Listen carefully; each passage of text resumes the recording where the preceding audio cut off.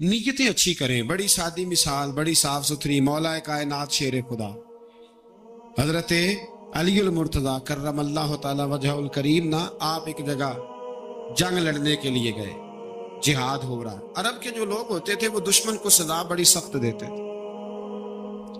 बाद लोग मुतालबा भी करते हैं ना सख्त सजा का। हमारा सरायकी का एक शायर है, वो कहा करता है, जे तंग है साड़ी जिंदगी तू ते दे सख्त सजा तेरी जान छुटे, साकू मार ना शाकर किस्तां विच यक लख्त मुका तेरी जान छूटे। अरब के लोग ना सख्त सजा देते थे, सख्त। वो अजियत देते, कभी उंगली काट देते, कभी हाथ काट देते। मुख्तार सख्फी ने जब इमाम अली मकाम रदी अल्लाह तआला अन्हु के कातिलों को कत्ल किया तो ज्यादातर की गर्दनें नहीं काटी, बल्कि उसने हाथ पैर काट के लोगों को जंगलों में फेंक दिया था। तड़प तड़प के लोग मर गए। इस्लाम इस अजियत का कायल है। अहले अरब अजियत देते थे, बल्कि दुश्मन जब निढाल होके गिर जाता था ना तो उस पर घोड़े दौड़ा देते थे, घोड़े दौड़ जाते थे उस पर, लाशें मस्क कर देते, नाक कान आंखें निकाल डालते, टुकड़े करते थे वजूद के, अजियत देते थे। तो जब कोई आदमी किसी के नरगे में आ जाता था ना, काबू में आता था, तो उसकी ख्वाहिश होती थी कि मैं मारने वाले को गुस्सा दिलाऊं ताकि मुझे जल्दी मार दे, अजियत ना दे, तकलीफ ना दे, मुझे जल्दी मार डाले, जल्दी कत्ल कर डाले। ये उनका मिजाज होता था, रवैया होता था। हजरत मौला अली शेर खुदा करमल्लाहु ताला वजहुल करीम दुश्मन पर गालिब आ गए। जब गालिब हुए तो उसने माज़अल्लाह हजरत अली पर थूक दिया। काफिर था, उसका इरादा यह था कि मैं हजरत अली को गुस्सा दिलाता हूं ताकि ये मुझे जल्दी मार दे, लेकिन उसे नहीं पता था ये अली है। उसे नहीं खबर थी कि ये जो खमीर है ना, इनकी तरबियत मदीने वाले महबूब ने फरमाई है। यहां जो चमक दमक है उसका रंग सारी दुनिया से निराला है, अनोखा है, शानदार है, वजादार है, कमाल है। कहा हजरत अली पर माज़अल्लाह मैं ये काम करता हूं ताकि वो जल्दी कत्ल कर देंगे, लेकिन जब उसने मौला अली की तरफ ये नाजेबा हरकत की तो हजरत अली ना तलवार छोड़ के पीछे हट गए। तवज्जो करना, रिजल्ट देखना। मौला अली पीछे हट गए और फरमाने लगे, जा तू आजाद है। वो कहने लगा, मैं आजाद हूं, किस तरह, कैसे? तो हजरत अली फरमाने लगे, मेरा तेरा जाती झगड़ा तो कोई नहीं ना, न तूने मेरी जमीन पे कब्जा किया, ना मेरा माल लूटा, ना मेरी इज्जत पर हाथ डाला। मेरा तेरा झगड़ा अल्लाह की रिजा के लिए, खालिस इसलिए कि तू अल्लाह की नाफरमानी कर रहा, खालिसतन इसलिए तेरा और मेरा ये झगड़ा है। बाकी जहां तक ताल्लुक इस बात का है कि अब तूने मेरी जात शामिल कर दी, अब तूने मुझे तकलीफ दे दी, अब तूने मुझे अजियत में मुब्तला कर दिया। तो हजरत मौला अली शेर खुदा फरमाने लगे, अब जात आ गई है मेरी बीच में, अब मेरी जात बीच में आ गई है। अब अगर मैं तुझे कत्ल करूंगा तो लगेगा मैंने अपने जाती गुस्से में कत्ल किया। लिहाजा अब मामला ये है कि मैं तुझे आजाद करता हूं, अब तू छुट्टी कर सकता है, जा सकता है, दोबारा कभी मेरे हाथ आएगी तो देखी जाएगी। मौला कायनात ने उसे छोड़ दिया, लेकिन वो हजरत अली का गुलाम बन गया।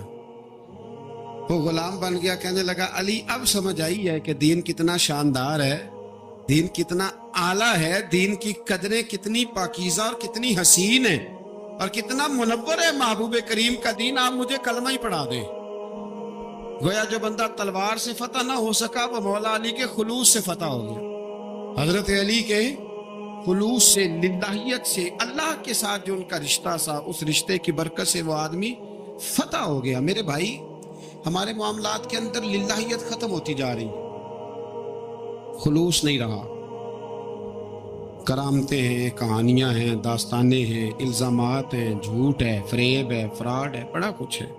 अगर नहीं है तो खुलूस नहीं है, अगर नहीं है तो हमारा अल्लाह और उसके रसूल के साथ रिजा वाला मामला नहीं है। किसी चीज को उसकी हकीकत की बजाय हम तसव्वुरात की दुनिया में जाके, ख्यालात, तोहम्मात और अफवाहों की दुनिया में जाके उसको कबूल करते हैं। याद रखो, जिन लोगों की जिंदगियां अल्लाह की रिजा के लिए थी वो लोग बड़े अच्छे थे, بڑے خوش بخت تھے، بڑے خوش نصیب تھے، انہیں بدر کے میدان میں گردنیں کٹانے میں بھی بڑا ہی مزہ آیا تھا انہیں. آپ دیکھیں نا، احد کے میدان میں جانے دینے میں بھی انہیں بڑا مزہ آیا. جب آدمی میں خلوص ہوتا ہے تو اس کے لیے جان قربان کرنا بھی آسان ہو جاتا ہے، لیکن جب خلوص نہیں ہوتا پھر گفتگو ہوتی ہے، پھر باتیں ہوتی ہیں، پھر داستانیں ہوتی ہیں، پھر کہانیاں ہوتی ہیں، پھر لب و لہجہ ہوتا ہے، پھر منصوبہ سازی ہوتی ہے، پھر ہیلے بہانے، پھر سگرے کبرے جوڑ کے لوگ کہانیاں اور داستانیں بناتے ہیں. خلوص اور للہیت کے ساتھ اللہ کی بارگاہ میں جھکیں. عبادتوں کا، ریاضتوں کا، تلاوتوں کا جتنا اللہ ہمیں موقع دیتا ہے اس میں خلوص شامل کرنے کی کوشش کریں، للہیت شامل کرنے کی کوشش کریں، اللہ کی رضا شامل کرنے کی کوشش کریں. میرے نبی رحمت صلی اللہ تعالی علیہ وسلم نا حضرت معاذ ابن جبل کو جب یمن کے لیے روانہ کرنے لگے تو رسول پاک علیہ السلام نے بڑی نصیحتیں فرمائیں.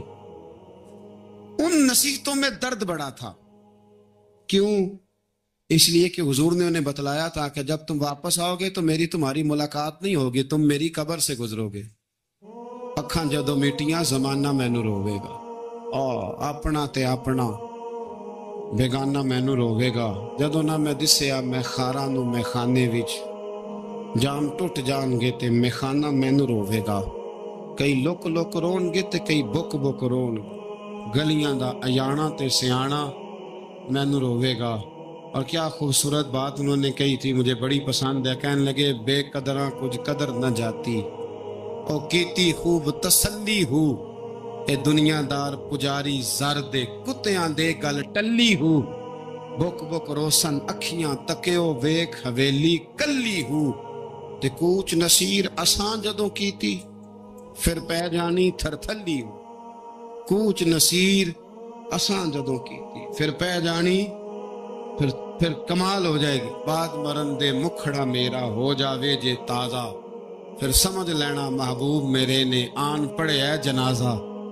حضرت معاذ ابن جبل رضی اللہ تعالیٰ عنہ سے حضور نے فرمایا، معاذ جب تم واپس گزرو گے نا تو میری قبر کے پاس سے گزرو گے، ملاقات نہیں ہوگی. تو وہ جو نصیحتیں تھی نا اس موقع پر جب آپ گویا کسی سے آخری ملاقات کر رہے ہوتے، ان نصیحتوں کے اندر جو حسن ہوتا ہے، کمال ہوتا ہے، وہ تو جاتے جاتے کی بات لے سجنا سا توڑ نہیں پائی، جان ہی دتی راہ تیرے، وہ جو جاتے جاتے کی گفتگو ہوتی ہے، وہ جو انداز ہوتا ہے بڑا کمال ہوتا ہے.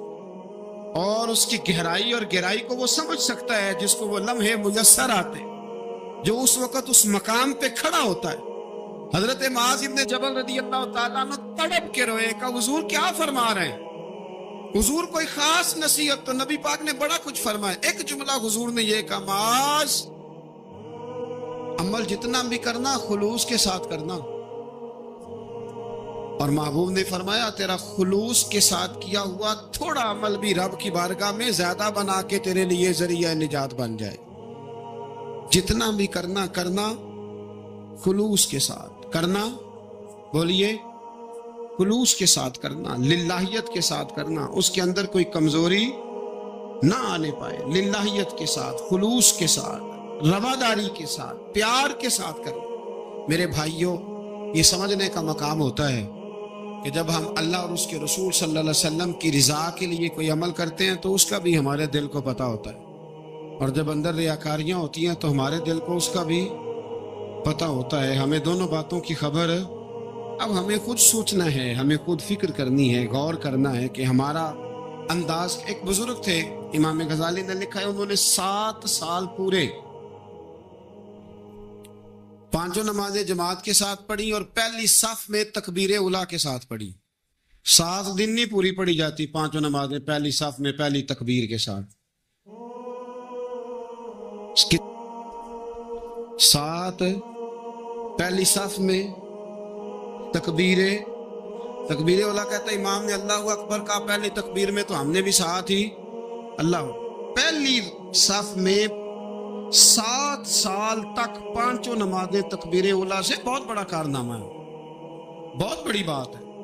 مطلب بندہ یہاں سے اٹھ کے آتے وضو کرتے کوئی معاملہ آ گیا، کوئی مطلب اس کو حاجت ہو گئی استنجا وضو کی، تو وہ ٹائم نکل جاتا ہے. کئی دفعہ ایسے ہوتا ہے. 7 سال پورے نماز پڑھی تو کہتے ہیں 7 سال کے بعد نا ایک دن 8واں سال لگا ہوا تھا، تو بزرگ فرماتے ہیں میں ذرا لیٹ ہو گیا، تکبیر اولا تو مل گئی پر پہلی صف نہ ملی، تیسری صف میں جگہ ملی. بزرگوں کے تقوی دیکھیے گا. فرماتے تیسری صف میں نے نماز پڑھی تو میرے دل کے اندر خیال آیا یار لوگ کیا سوچیں گے کہ اتنا اچھا اس کا ریکارڈ تھا، پہلی صف میں یہ نماز پڑھتا تھا تو آج تیسری صف میں لوگ کیا سوچیں گے. فرماتے ہیں جب یہ لفظ زبان پہ آیا تو میرا ضمیر بول پڑا، جب یہ سوچ دل میں آئی تو میرا اندر تڑپ اٹھا، چھم چھم میرے آنسو نکلنے لگے، میں رویا. اور فرماتے ہیں لوگ چلے گئے اور میں نفل پڑھتا روتا رہا. میں نے کہا اللہ مجھے یوں لگتا ہے وہ 7 سال تک پہلی صف میں جو نمازیں پڑھتا رہا وہ تو لوگوں کو دکھانے کے لیے پڑھتا رہا. فرماتے ہیں میں نے 7 سال کی نمازیں قضا پڑھی، قضا نمازیں پڑھی، اس لیے کہ مجھے سمجھ آئی کہ وہ نماز اللہ کی رضا کے لیے نہیں تھی، وہ تو بندوں کو ریکارڈ بنانے کے لیے. میں نے وہ 7 سال کی نمازیں قضا پڑھی. اور فرماتے اب دوبارہ سے جب میں جاتا ہوں تو پھر میں اپنے دل پہ غور کرتا ہوں کہ پہلی صف تکبیر اولا پر یہ بتا نیت کیا ہے، یہ بتا کہ تیرا ارادہ کیا ہے. شیخ سعدی فرمایا کرتے تھے تیرے وجود کا قبلہ تو سیدھا ہے، دل کے قبلے کی بھی بات بتاؤ. تیرے وجود کا قبلہ درست ہے پر دل کے قبلے کی بھی، ہاں خودی کا سر نہاں لا الہ الا اللہ، خودی کا تیغ فساں لا الہ، یہ دور اپنے ابراہیم کی تلاش میں ہے. صنم کدا ہے جہاں لا الہ الا اللہ، صنم کدا ہے جہاں لا الہ الا اللہ. اور اگرچہ بت ہیں جماعت کی آستینوں میں پر مجھے ہے حکم اذاں لا الہ الا. تو یہ جو ہمارا مزاج ہے لوگوں کو دکھانے کا، بتانے کا، سنانے کا. شیخ ابو العباس مرسی فرماتے کہ مجھے کئی دفعہ محبوب کریم علیہ السلام کا دیدار نصیب ہوا. میرا اور حضور کا معاملہ تھا، پھر میں نے لوگوں کو بتانا شروع کر دیا. فرماتے ہیں پھر انہوں نے آنا چھوڑ دیا، اس لیے کہ کچھ باتیں ایسی ہوتی ہیں جو بتانے کی نہیں ہوتی، لیکن کچھ بندوں کو بشارتیں ہوتی بڑی ہیں، وہ ان بیچاروں کو بد ہضمی ہو جاتی. وہ بتائیں نا جب تک 20 لوگوں کو، تب تک ان کی وہ بد ہضمی ختم ہے. حالانکہ ہر چیز بتانے کی، دکھانے کی